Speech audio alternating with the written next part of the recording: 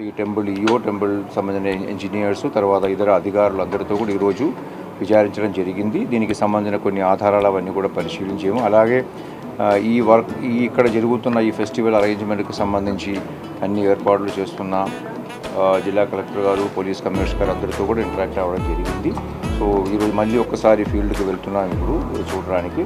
So ముఖ్యంగా ఈ enquiry ఆధారంగా ఒక ప్రిలిమినరీ రిపోర్ట్ 3 రోజుల్లో నేను రాష్ట్ర ప్రభుత్వం గారికి మేము ఇవ్వాల్సి ఉంటుంది. అది చేయడం జరుగుతుంది.